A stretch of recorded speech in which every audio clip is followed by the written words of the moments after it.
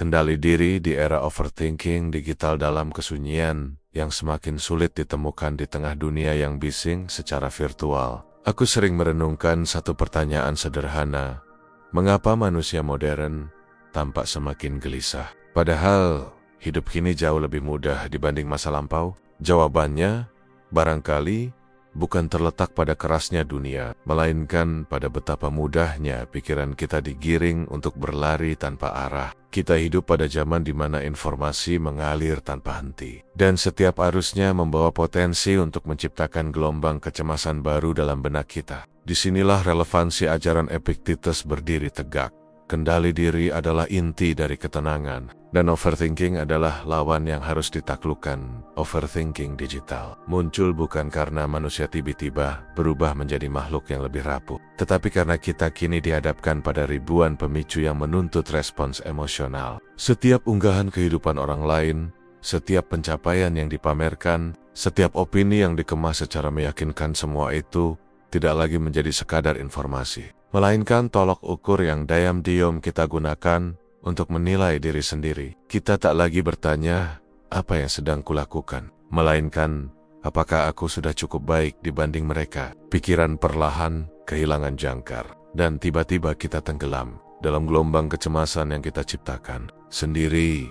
Epictetus mengingatkan kita untuk membedakan dengan tegas antara apa yang berada dalam kendali dan apa yang sama sekali tidak kita kuasai. Namun manusia modern justru menaruh seluruh perhatian pada hal-hal yang berada di luar kuasanya. Reaksi orang lain, algoritma media sosial, pendapat publik, atau narasi hidup orang asing yang bahkan tak pernah kita temui. Kita mencoba memahami, memprediksi, lalu mengkhawatirkan sesuatu yang tidak pernah berada dalam lingkup kendali kita. Dan dari situlah overthinking lahir, dari upaya sil-sil untuk menguasai hal yang tak bisa dikuasai. Sesungguhnya, sebagian besar kegelisahan digital adalah hasil dari ketidakmampuan kita untuk memisahkan antara fakta dengan asumsi yang kita bentuk sendiri. Kita melihat sepotong unggahan, lalu menciptakan kisah lengkap di kepala. Kisah yang hampir selalu berakhir dengan kesimpulan bahwa hidup kita kurang berarti. Padahal, yang berada di bawah kendali kita hanyalah tindakan, ucapan, dan arah pikiran, bukan skenario hidup orang lain dan bukan gambaran ideal yang dibentuk layar kaca. Kendali diri di era digital bukan berarti menutup mata dari dunia luar, melainkan memilih dengan sadar apa yang layak menetap dalam pikiran kita. Ini adalah disiplin untuk berhenti bertanya, mengapa mereka seperti itu? Dan mulai bertanya, apa yang dapat kulakukan saat ini untuk hidup lebih baik? Ini adalah kebijaksanaan untuk menahan diri dari reaksi impulsif, mengatur alur pikiran sebelum ia berkembang liar, serta menata emosi sebelum emosi menata hidup kita. Jika kita ingin damai, kita harus berani membangun batas. Batas antara diri dan dunia digital. Batas antara kenyataan dan asumsi. Batas antara hal yang dapat kita pengaruhi dan hal yang harus kita lepaskan. Kendali diri adalah benteng terakhir yang melindungi kejernihan pikiran. Tanpanya, kita hanyalah kapal kecil yang terseret arus notifikasi, berita, komentar, dan kehidupan palsu yang dipoles sedemikian rupa. Ketenangan bukanlah hadiah dari dunia yang tenang, melainkan hasil dari pikiran yang mampu memilih fokus. Dan di zaman ini, memilih fokus yang tepat adalah bentuk keberanian tertinggi. Letakkan perhatian pada apa yang dapat diperbaiki, bukan pada apa yang hanya bisa ditonton. Di sanalah kebebasan dimulai. Dan di sanalah ajaran Epictetus menemukan maknanya kembali dalam dunia modern. Mengatur emosi dalam ledakan informasi negatif dalam dunia yang bergerak begitu cepat. Aku sering merasa seakan setiap detik hidupku dipenuhi oleh gema peristiwa yang bahkan tidak kusaksikan sendiri. Berita buruk hadir tanpa mengetuk, menembus ruang privat yang seharusnya menjadi tempat perlindungan terakhir bagi pikiran yang letih. Setiap kali aku membuka gawai, seakan ada tangan tak terlihat yang menyeretku ke dalam arena penuh tragedi, konflik politik, bencana, skandal, tragedi sosial, hingga suara-suara pesimis yang bergaung di kolom komentar. Di tengah arus deras informasi negatif ini, aku kembali teringat pada salah satu pelajaran penting dari Epictetus, bahwa kebebasan sejati bukan berasal dari dunia yang berubah menjadi lebih aman, melainkan dari kemampuan kita untuk mengendalikan reaksi terhadapnya. Ironisnya, manusia modern hidup lebih aman daripada generasi sebelumnya, namun merasa lebih gelisah dari siapapun yang pernah berjalan di bumi ini. Kita bukan takut pada bahaya yang nyata, melainkan pada cerita tentang bahaya yang terus-menerus disalurkan ke mata dan pikiran. Kita lupa bahwa intensitas informasi bukanlah intensitas kenyataan. Ketika berita buruk hadir dalam ribuan bentuk setiap hari, pikiran kita mempersepsikannya sebagai ancaman langsung, meski kebanyakan hanyalah peristiwa jauh yang tak bersinggungan dengan kehidupan kita. Namun otak manusia tidak dirancang untuk menghadapi dunia sebesar ini. Ia tidak tahu cara membedakan ancaman nyata dari sekadar narasi yang terbaca. Epictetus mengajarkan bahwa manusia bukan terganggu oleh peristiwa, tetapi oleh penilaian yang mereka buat tentang peristiwa itu. Dan betapa tepatnya ajaran itu ketika diterapkan pada era informasi yang meluap seperti sekarang. Kita bukan hanya menerima berita, tetapi juga memberi makna berlebihan kepadanya. Setiap tragedi kita serap seakan itu adalah salinan dari nasib kita sendiri. Setiap opini kita anggap sebagai serangan kepada identitas. Setiap prediksi negatif seakan menjadi takdir yang sedang bergerak mendekat. Padahal, dalam kenyataan yang lebih sederhana, kita selalu memiliki dua pilihan. Membiarkan emosi mengikuti ritme luar, atau memilih ritme batin yang lebih stabil. Kendali emosional bukan berarti mengabaikan dunia, bukan pula menutup mata dari kenyataan. Kendali emosional berarti mengetahui batas sehat antara kepedulian dan keterhanyutan. Kita boleh peduli, tetapi tidak harus hancur oleh sesuatu yang tidak bisa kita ubah. Mengatur emosi dalam ledakan informasi negatif adalah latihan memilah apa yang harus kita serap, apa yang perlu kita pahami, dan apa yang harus kita lepaskan. Tidak setiap berita layak tinggal dalam pikiran. Tidak setiap opini layak mendapatkan balasan. Tidak setiap peristiwa dunia layak merenggut ketenangan pribadi. Ada saatnya kita harus bijak untuk berkata, "Aku memahami ini terjadi, tetapi aku tidak mengizinkan itu merusak jiwaku." Kedewasaan emosional modern terletak pada kemampuan untuk menghadapi realitas tanpa membiarkan realitas itu menguasai batin. Kita tidak harus menolak informasi, tetapi kita harus membatasi dominasi emosinya. Kita harus belajar mengolah jarak antara stimulus dan reaksi, antara peristiwa dan penafsiran, antara berita buruk dan kestabilan hati. Dan jarak itu hanya bisa dibangun melalui kesadaran bahwa apa yang kita pikirkan sepenuhnya berada dalam kendali kita. Ketika kita berhasil mempraktikkan ini, dunia mungkin tetap gaduh, tetapi batin tidak lagi gentar. Kita menjadi seperti batu karang yang tetap tegak meski dihantam gelombang. Bukan karena gelombangnya mengecil, tetapi karena fondasi kita menjadi lebih kokoh. Dan mungkin itulah yang ingin diajarkan Epictetus kepada manusia modern, bahwa ketenangan bukan diwariskan oleh zaman yang damai, melainkan diciptakan oleh jiwa yang tahu kapan harus membuka pintu bagi dunia, dan kapan harus menutupnya untuk menyelamatkan dirinya sendiri. Menjaga reaksi di tengah provokasi dunia maya di era ketika suara manusia dapat menjangkau ribuan orang hanya dengan satu sentuhan layar. Aku sering bertanya pada diriku sendiri, mengapa reaksi kita semakin mudah diprovokasi? Mengapa seolah-olah setiap komentar, setiap unggahan, setiap opini orang asing memiliki kekuatan untuk menggoyahkan ketenangan kita? Dan setiap kali pertanyaan itu muncul, aku kembali pada ajaran Epictetus yang paling sederhana, namun paling sulit dilakukan bawa kendali. Sejati terletak pada bagaimana kita memilih untuk bereaksi, bukan pada apa yang orang lain lakukan. Dunia maya adalah panggung besar di mana semua orang ingin didengar, namun sedikit yang ingin memahami. Di sana, kata-kata bisa menjadi senjata, dan pendapat dapat berubah menjadi peluru yang ditembakkan tanpa rasa tanggung jawab. Banyak orang tidak lagi berbicara untuk menyampaikan kebenaran, melainkan untuk memicu respons. Mereka mencari sensasi, bukan percakapan. Dan ironisnya, kita justru memberi mereka kekuatan ketika kita membiarkan diri terpancing oleh provokasi itu. Epictetus mengingatkan bahwa kita tidak memiliki kendali atas pikiran orang lain, apalagi ucapan mereka. Namun kita selalu memiliki kuasa penuh atas reaksi kita sendiri. Sayangnya, dunia maya sering membuat kita lupa pada prinsip itu. Kita terseret oleh dorongan untuk membalas, untuk menjelaskan, untuk membuktikan, atau sekadar untuk menunjukkan bahwa kita tidak diam. Reaksi kita menjadi refleks, bukan lagi pilihan sadar. Seakan-akan ketenangan kita adalah hadiah yang bisa direbut siapapun melalui serangkaian kata, yang bahkan tidak diucapkan secara langsung kepada kita.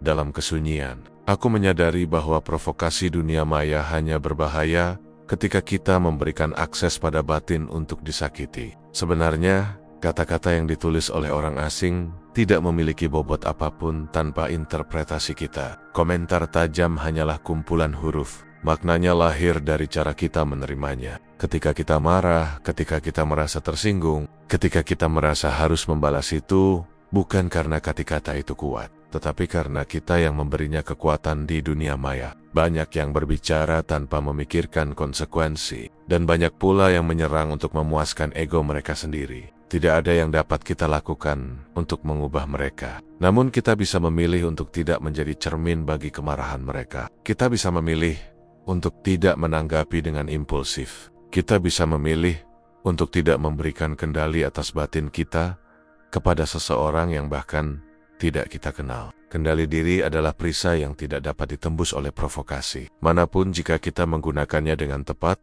reaksi yang terkendali bukanlah tanda kelemahan. Justru di sanalah kekuatan autentik seseorang diuji. Membalas dengan kemarahan adalah mudah. Menahan diri untuk menjaga martabat adalah tindakan yang membutuhkan disiplin. Mengabaikan provokasi bukan berarti kalah, tetapi menunjukkan bahwa kita tidak menurunkan nilai diri ke dalam arena yang tidak layak kita masuki.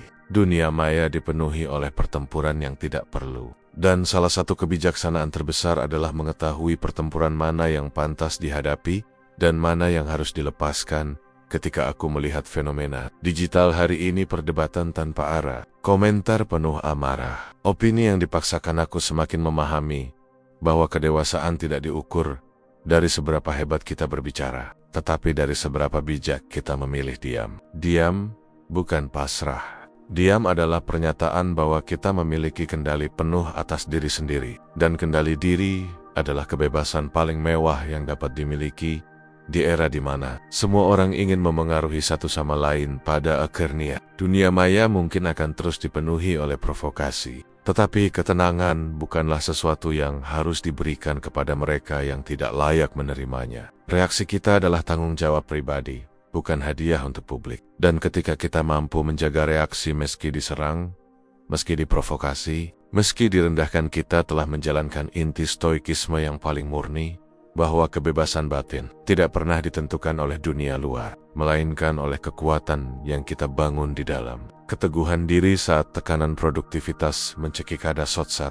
Ketika aku memandangi hidup modern ini dan bertanya-tanya, sejak kapan manusia merasa harus bergerak tanpa berhenti hanya untuk dianggap bernilai? Sejak kapan diam menjadi dosa? Dan sejak kapan istirahat dianggap sebagai kelemahan? Kita hidup dalam zaman yang memuja produktivitas, seakan itu satu-satunya ukuran martabat manusia. Jam kerja semakin panjang, ambisi semakin keras, dan standar pencapaian semakin menjulang tinggi. Dan dalam hiruk-pikuk tuntutan ini, aku kembali teringat pada ajaran Epictetus tentang kendali diri, bukan hanya kendali dalam menghadapi emosi, melainkan kendali dalam memutuskan ritme hidup sendiri. Budaya produktivitas hari ini menanamkan pemahaman yang amat berbahaya, bahwa nilai seseorang ditentukan oleh seberapa sibuk ia terlihat. Jadwal yang penuh dianggap sebagai simbol keberhasilan, sementara kesunyian dan waktu luang dipandang sebagai tanda kemunduran. Banyak orang bekerja bukan lagi untuk hidup, tetapi hidup untuk memenuhi ekspektasi yang tak pernah benar-benar mereka pilih. Dan mereka pun terjebak dalam perlombaan yang tidak memiliki garis akhir, di tengah tekanan yang tak kunjung mereda. Kita lupa bahwa sebagian besar tuntutan itu tidak berada dalam kendali kita. Kita tidak bisa mengatur standar sosial tentang kesuksesan. Kita tidak bisa mengubah persepsi orang tentang apa yang disebut berprestasi. Kita tidak bisa menghentikan dunia yang terus berlari dengan kecepatan yang melelahkan. Namun, kita dapat, sebagaimana Epictetus ajarkan, memilih bagaimana kita menapakkan kaki di atas jalur kehidupan kita sendiri. Keteguhan diri dalam menghadapi tekanan. Produktivitas berarti memiliki keberanian untuk mendefinisikan ulang keberhasilan. Ini berarti menyadari bahwa tidak semua target harus disetujui, tidak semua kompetisi harus diikuti, dan tidak semua ajakan untuk lebih cepat, lebih banyak, lebih jauh harus dituruti. Banyak orang kehilangan jati diri bukan karena mereka malas, tetapi karena mereka menyerahkan kendali hidup kepada standar luar yang tidak pernah peduli pada kesehatan batin mereka. Terlalu sering kita menilai diri dengan apa yang belum kita capai, bukan dengan apa yang telah kita lakukan. Kita merasa bersalah jika satu hari berjalan tanpa pencapaian besar, seakan-akan hidup harus selalu penuh dengan hasil yang dapat ditunjukkan. Padahal, seperti yang diajarkan Epictetus, nilai sejati terletak pada ketulusan tindakan, bukan pada pengakuan yang diperoleh. Dunia luar tidak selalu dapat melihat upaya, tapi hati kita bisa. Dan seringkali, itulah satu-satunya pengakuan yang kita perlukan.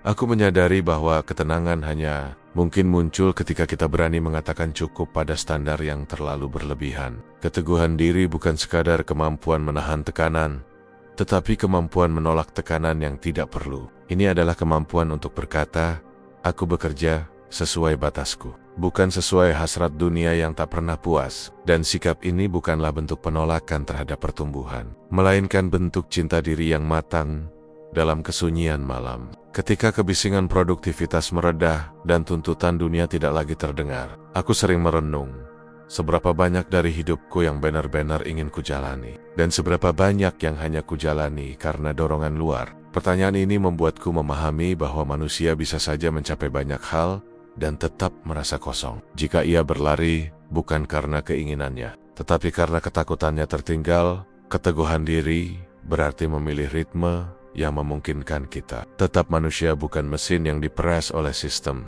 Ini adalah kemampuan untuk berhenti tanpa rasa bersalah, bekerja tanpa tekanan tak sehat, melangkah dengan sadar, dan hidup berdasarkan nilai yang kita tentukan sendiri. Dunia modern mungkin tidak pernah berhenti menuntut lebih, tetapi kita memiliki kendali untuk menentukan kapan harus berhenti, kapan harus berjalan perlahan, dan kapan harus beristirahat.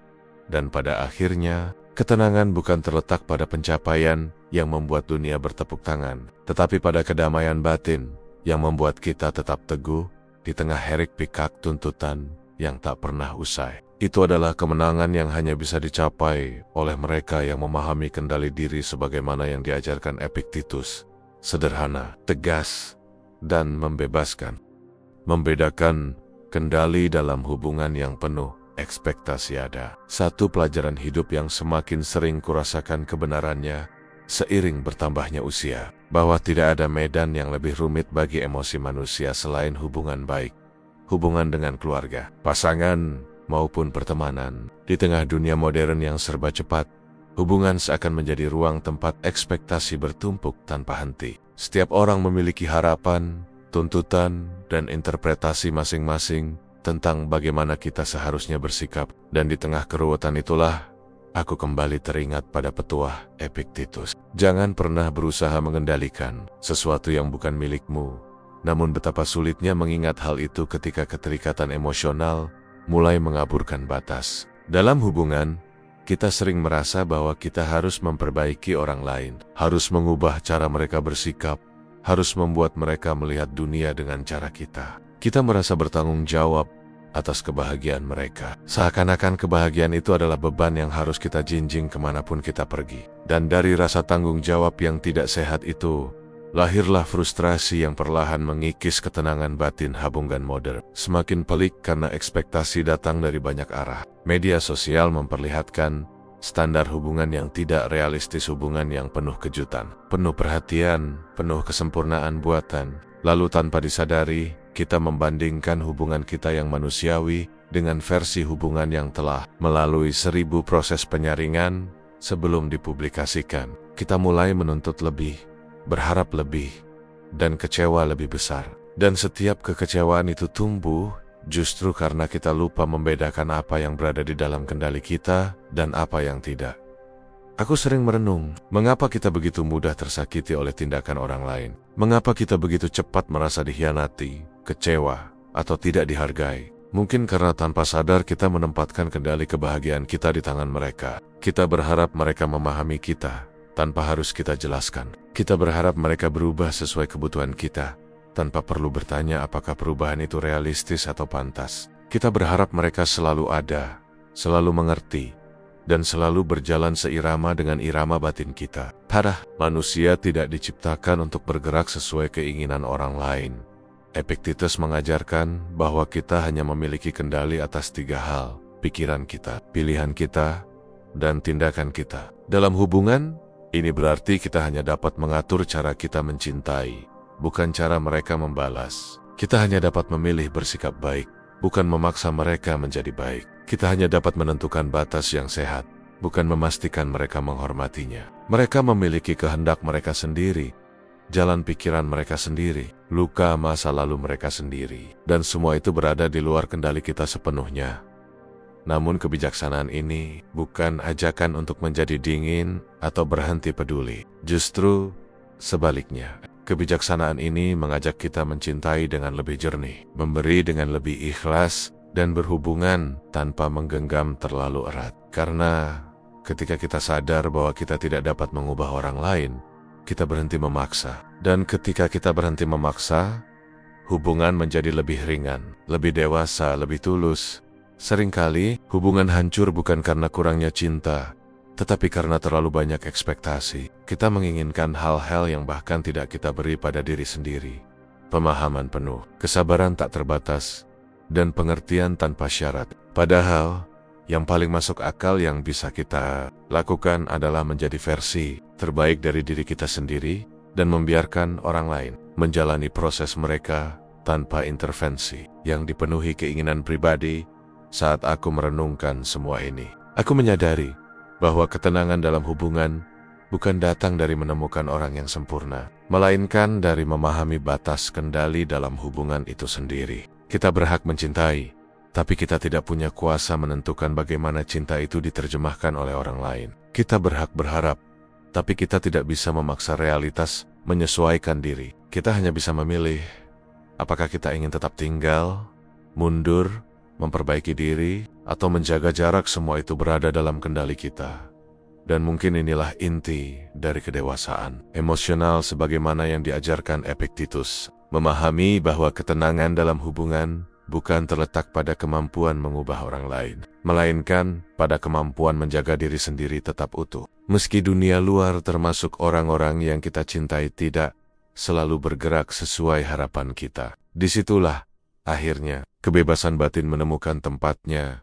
Tetap tenang saat karier tidak sesuai rencana dalam kesunyian. Setelah hari panjang yang penuh tuntutan, aku sering duduk memandangi perjalanan hidupku dan bertanya, kapan sebenarnya karier menjadi sesuatu yang begitu menentukan harga diri manusia? Pada masa lalu, pekerjaan adalah sarana untuk bertahan hidup. Kini ia berubah menjadi tolok ukur nilai diri. Tempat seseorang diukur bukan dari kedewasaannya, melainkan dari jabatan, pencapaian, dan kecepatan kenaikan gaji. Dan ketika perjalanan karier tidak berjalan sesuai rencana, manusia modern mudah tenggelam dalam gelombang kecemasan yang seolah tak bertepi.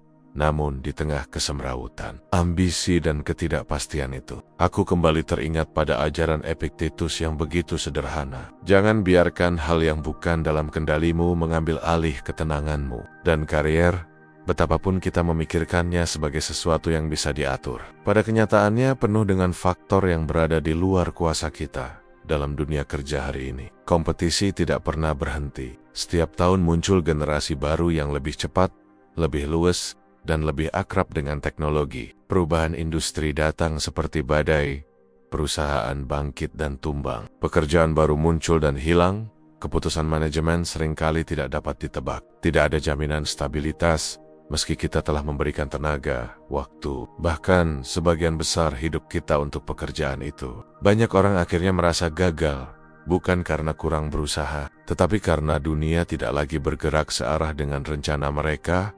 Dalam momen-momen seperti itu, aku memahami betapa berharganya kemampuan untuk tetap tenang. Tenang bukan berarti pasrah. Tenang berarti tidak membiarkan keadaan memutus hubungan kita dengan akal sehat. Ketika karier melenceng dari jalur yang kita bayangkan, kegelisahan biasanya datang dari 2 sumber. Rasa kehilangan kendali dan rasa takut tertinggal. Kita merasa bahwa hidup telah melampaui kita, meninggalkan kita di pinggir jalan dengan keraguan yang menumpuk. Epictetus akan berkata bahwa apa yang terjadi dalam hidup bukanlah masalah utama. Masalahnya adalah interpretasi kita tentang apa yang terjadi.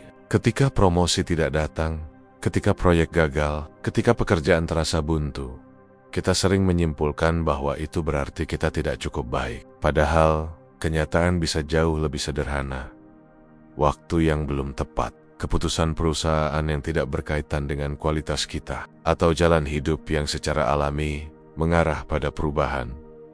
Ketenangan lahir dari kemampuan untuk melihat realitas tanpa membebaninya dengan asumsi negatif. Ketika sebuah pintu karier tertutup, orang sering menganggap itu akhir segalanya. Namun, jika kita memandangnya melalui lensa kendali diri, kita justru belajar untuk mengarahkan energi ke hal-hal yang masih dapat kita lakukan, meningkatkan kemampuan, memperluas jaringan, atau bahkan mempertimbangkan arah baru yang lebih selaras dengan nilai pribadi.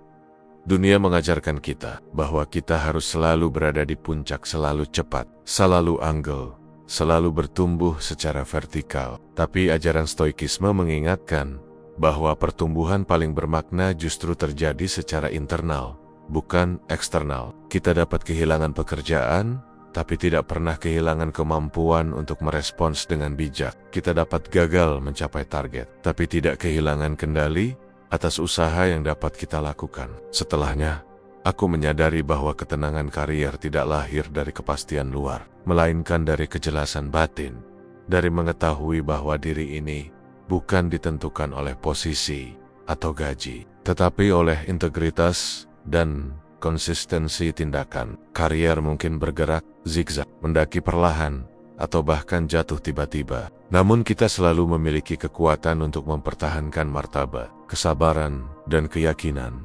Kadang, hidup menutup jalan bukan karena kita tidak layak, tetapi karena kita perlu diarahkan ke tempat lain. Dan justru dalam momen-momen itulah, kendali diri diuji ketika kita harus tetap berdiri tegak, meski dunia tampak tidak berpihak. Epictetus mengajarkan bahwa manusia bebas ketika ia mampu memilih respons, bahkan di tengah situasi yang tidak ia pilih.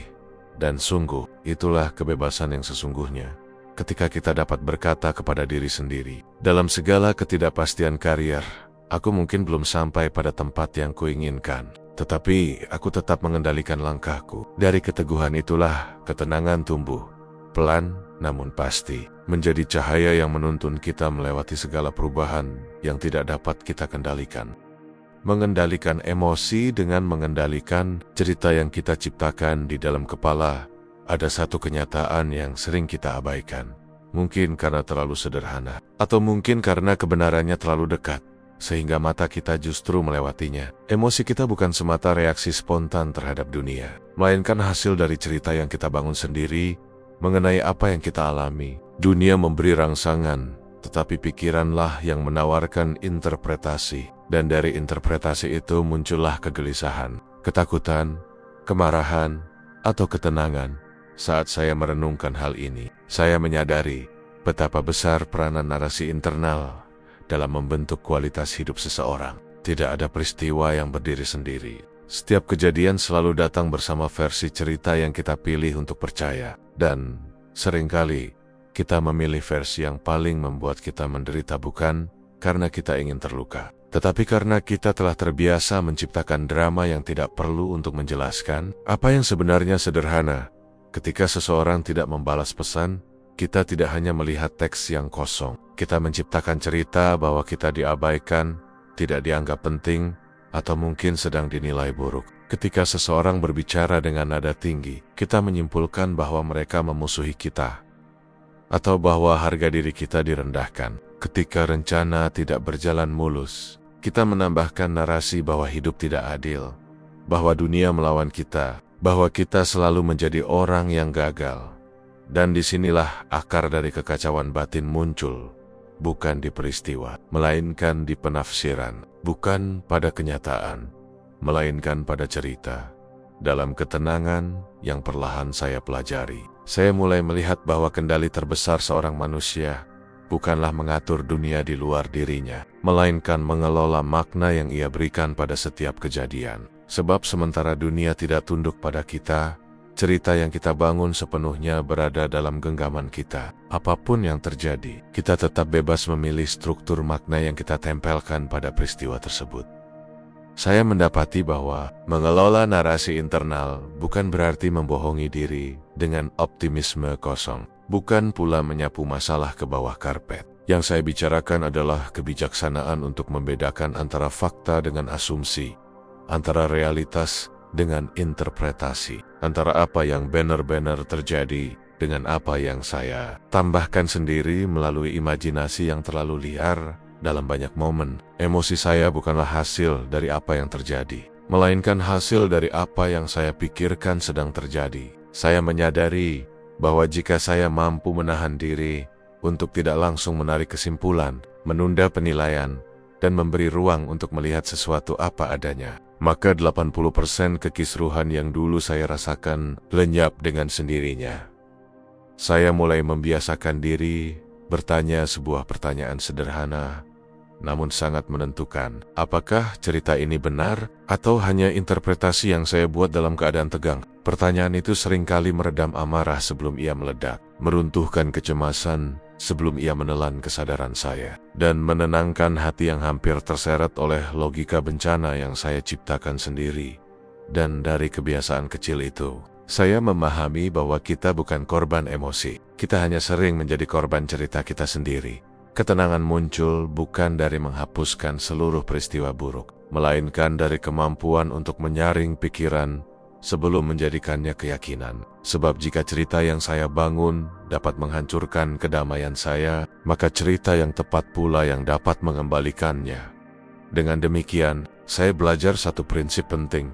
Mengendalikan emosi berarti mengendalikan narasi, dan mengendalikan narasi berarti mengambil alih kembali hidup dari kekacauan yang diciptakan pikiran pada akhirnya. Dunia luar mungkin tetap bergerak tanpa mempedulikan keinginan kita. Namun selama saya memiliki kendali atas cerita yang saya pilih untuk percaya, selama itu pula saya tetap memiliki wilayah kebebasan yang tidak dapat disentuh oleh siapapun. Wilayah batin yang menjadi benteng terakhir ketenangan. Jangan memaksa dunia berjalan sesuai keinginanmu. Latihlah diri agar mampu berjalan di atas dunia apa adanya. Ada sebuah kenyataan yang perlahan saya terima, meski pada awalnya terasa pahit, bahkan sedikit menyinggung kesombongan diri. Dunia tidak pernah berjanji akan mengikuti keinginan siapapun termisak saya. Tidak ada jaminan bahwa rencana yang saya susun dengan teliti akan dijalankan oleh semesta sesuai garis yang saya gambar. Tidak ada kepastian bahwa orang akan bertindak sesuai harapan saya, atau memperlakukan saya sejalan dengan standar yang saya tetapkan dalam hati. Dulu, saya merasa bahwa ketidakselarasan antara keinginan dan kenyataan adalah sebuah kegagalan, seolah-olah dunia tidak berjalan benar ketika ia tidak tunduk pada skenario pribadi saya. Namun semakin saya berjalan, semakin saya memahami bahwa keterpaksaan adalah akar dari penderitaan, dan bahwa menginginkan dunia untuk berubah agar saya merasa nyaman adalah bentuk tuntutan yang tidak realistis. Dunia berjalan berdasarkan hukumnya sendiri, bukan berdasarkan kemauan saya. Dan ketika saya memaksakan dunia mengikuti jalur yang saya inginkan, saya sebenarnya sedang mengikat diri pada kekecewaan yang tak terhindarkan. Dalam keheningan pikiran saya merenungkan kembali ajaran para tokoh bijak yang pernah berkata bahwa kebebasan sejati tidak muncul dari mengatur lingkungan luar, melainkan dari membentuk kemampuan untuk menyesuaikan diri dengan kondisi apa adanya. Di sanalah saya mulai melihat perbedaan antara dua cara hidup. Yang pertama adalah cara hidup yang berusaha memaksa, selalu menggenggam dunia erat-erat, berharap segala sesuatu patuh pada tekad pribadi. Yang kedua adalah cara hidup yang berusaha memahami, menerima dinamika kehidupan, dan menyesuaikan langkah tanpa kehilangan jati diri. Saya perlahan memahami bahwa memilih cara kedua bukanlah bentuk kelemahan atau kepasrahan, melainkan bentuk kedewasaan. Sebab tidak ada kekuatan yang lebih besar daripada kemampuan untuk tetap stabil di tengah situasi yang tidak pernah sepenuhnya kita kuasai.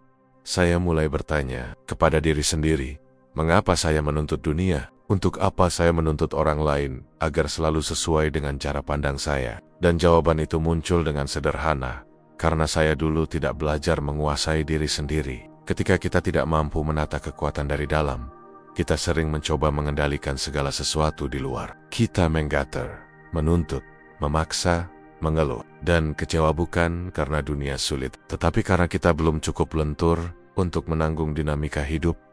Maka, saya belajar, perlahan namun mantap, bahwa ketenangan bukan berasal dari kemenangan atas keadaan, melainkan dari kemampuan berbaur dengan keadaan tanpa kehilangan arah batin. Saya belajar bahwa ketika saya berhenti menolak kenyataan, saya justru mendapatkan ruang untuk bergerak di dalamnya. Ketika saya berhenti menuntut orang berubah demi kenyamanan saya, hubungan menjadi lebih ringan. Ketika saya berhenti memaksakan keadaan ideal, saya dapat melihat apa yang memang bisa saya lakukan dengan kondisi yang ada. Dan pada saat itulah saya menemukan makna sebenarnya dari keluasan batin, kemampuan untuk bergerak, bukan karena keadaan mendukung, tetapi karena diri ini cukup kuat untuk melangkah, meski keadaan tidak bersahabat. Dunia, pada hakikatnya, bukan medan yang harus dikalahkan. Dunia adalah lanskap yang harus dipahami. Kita tidak perlu mendorong angin agar berhenti berhembus. Kita hanya perlu belajar berjalan mengikuti arah angin tanpa kehilangan tujuan. Kita tidak perlu menghentikan ombak. Kita hanya perlu belajar menjaga keseimbangan agar tidak terseret.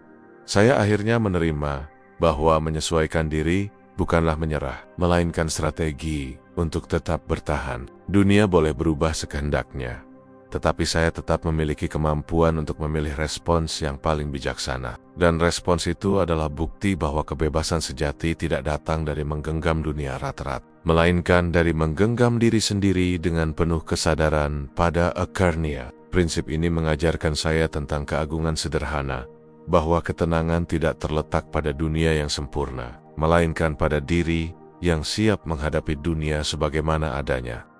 Menahan diri dari dorongan ingin mengoreksi segalanya. Ada suatu kecenderungan dalam diri manusia modern yang terus saya perhatikan. Bukan hanya pada orang lain, tetapi juga pada diri saya sendiri.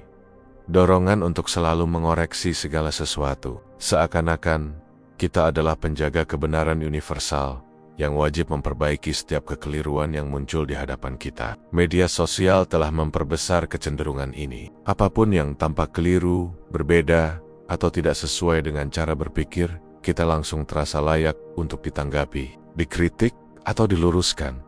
Namun semakin saya belajar mengenali diri, semakin saya menyadari bahwa dorongan seperti itu seringkali berasal bukan dari kebijaksanaan, tetapi dari ego yang gelisah. Ego yang tidak tenang ingin membuktikan dirinya melalui perbaikan yang berlebihan. Ego merasa dunia harus berjalan dengan logika yang sama dengannya. Ego ingin memastikan bahwa apapun yang salah harus segera dikoreksi, meski itu bukan urusan atau wilayah kendali kita.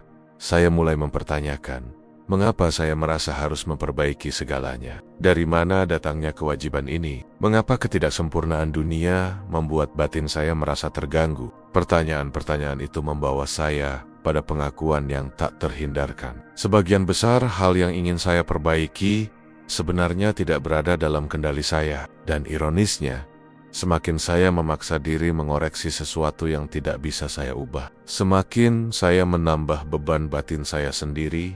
Epictetus, dalam kesederhanaan ajarannya, memberikan sebuah prinsip yang pada mulanya terdengar ringan. Namun setelah saya renungkan lebih dalam, ternyata syarat makna.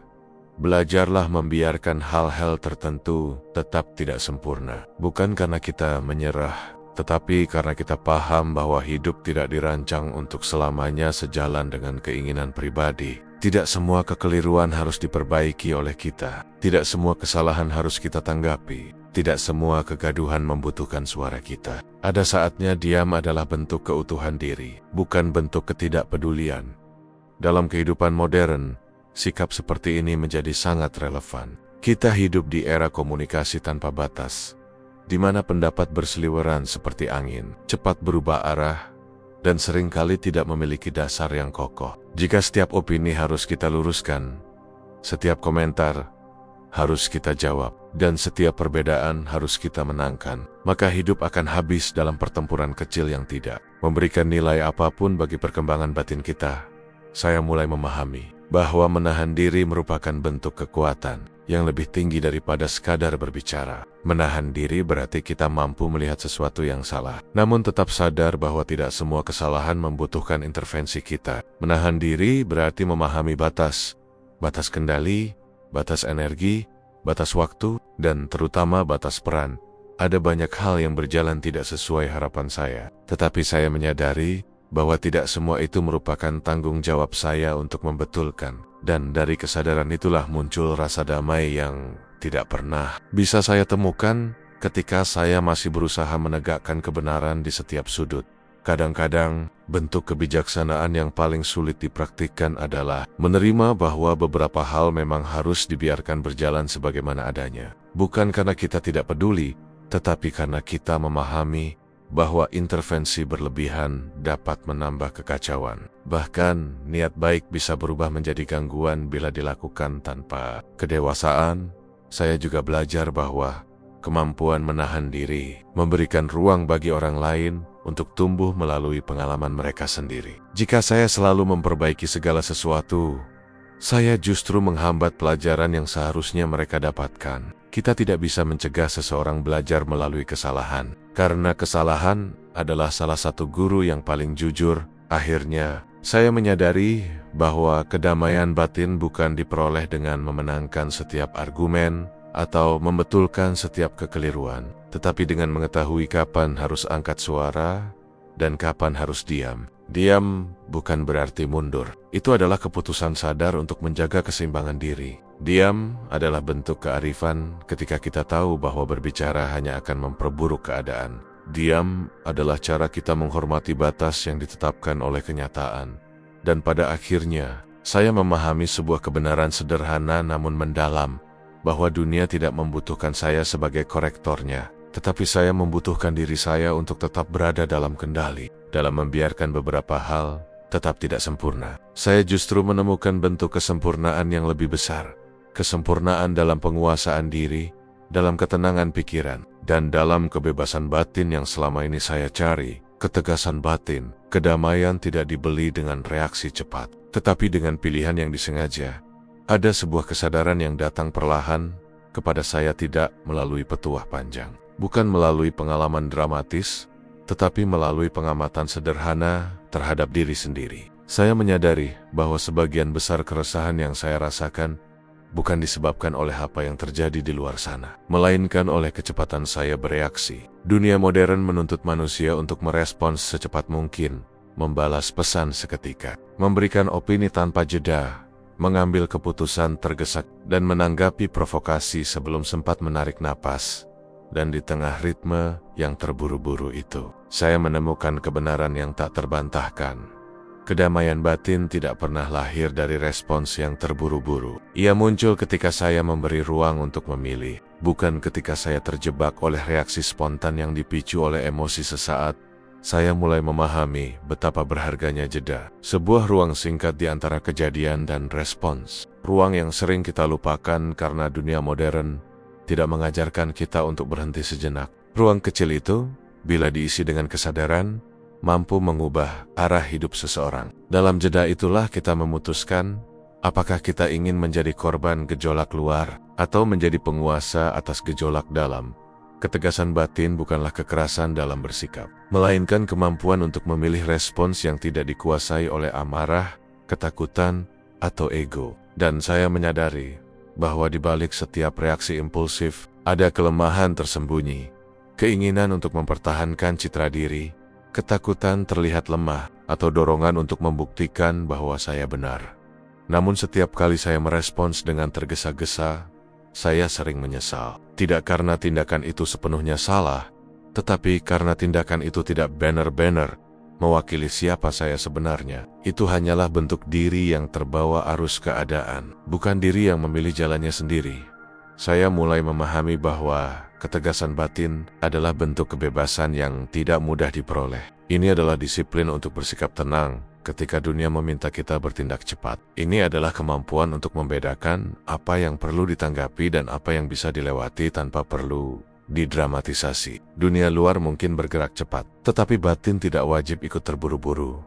Seringkali saya menemukan diri saya berhadapan dengan situasi yang memancing emosi, komentar yang menyinggung, keputusan mendadak yang tidak adil, atau seseorang yang dengan mudahnya melimpahkan beban pada saya. Dalam momen seperti itu, dahulu saya akan langsung bereaksi seperti mekanisme otomatis yang tidak punya pilihan lain selain mengikuti arus emosi. Tetapi semakin saya belajar, semakin saya menyadari bahwa reaksi cepat seringkali menjadi penghalang bagi ketenangan yang saya cari.